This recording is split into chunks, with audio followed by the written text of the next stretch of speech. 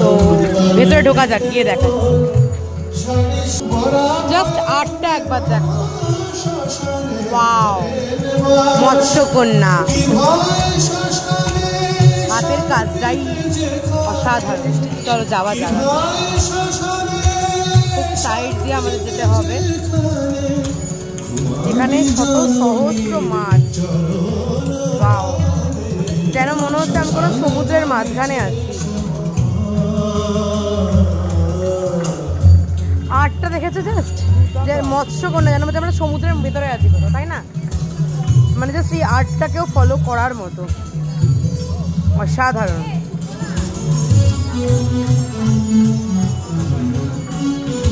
একটা মাছের finishing just অসাধারণ। মানে আমি বলেছিলাম গিয়ে ভিডিও করো, বাট এখানে যা সুন্দর আর্ট, এটাকে না দেখালে, এটা মানুষের মুখ, মানে লোকে যাতায়াত করছে তো বুঝতে পারবে না, এবার বুঝতে পারবে। এটা ঠোঁট, নাক, চোখ, বুঝতে পারছো? অসাধারণ, দেখেছো?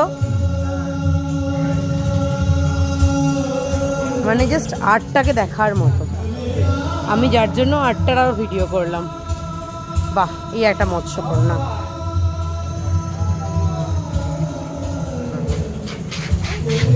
বলছি,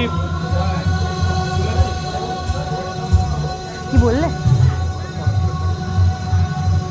আমি এইটা ছেড়ে না আর প্যান্ডেলের ফটোটা দেখাতে আমার, মানে অবশ্যই দেখাবো, কিন্তু মানে ভুলে গেছিলাম।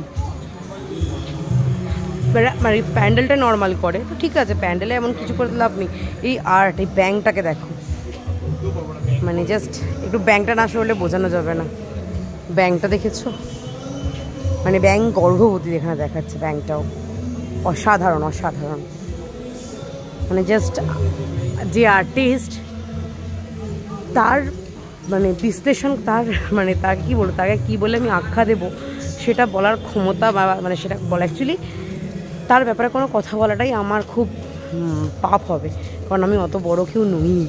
আমি একজন নগণ্য, যার আর্ট সম্বন্ধে কোনো ধারণা নেই, তো তার প্রশংসা করার মতো আমি কেউ হই না। এত সুন্দর। যাক চলো, এবার দেখি মা কোথায় আছে। এখানে আমরাও ফার্স্ট টাইম, না গেলে দেখা যাবে না, বোঝা যাবে না। It's our bad luck. Actually এই যে পর্দার পেছনে মা আছেন, আমরা তো জানি না, আমরা একদম পর্দার পেছনেই মানে সামনে এসে দাদাদেরকে জিজ্ঞাসা করলাম জাস্ট কবে উদ্বোধন, মানে মা কোথায়, বললো এই তো মা পর্দার আড়ালে, এখনও উদ্বোধন হয়নি, আজকে রাত্রি 8টার পর। রাত্রি 8টা অবধি থাকাটা আমাদের পক্ষে সম্ভব নয়, কারণ চাঁদ বাড়িতে আছে, তো ওই জন্য তো নিরাশ হয়ে বাড়ি চলে যেতে হলো। নেক্সট বার আর ধনতেরাসে আসবো না, নেক্সট বার ধনতেরাসের পরের দিন আসবো আমি। যাই হোক, চলো যাওয়া যাক, আর কি করা যাবে।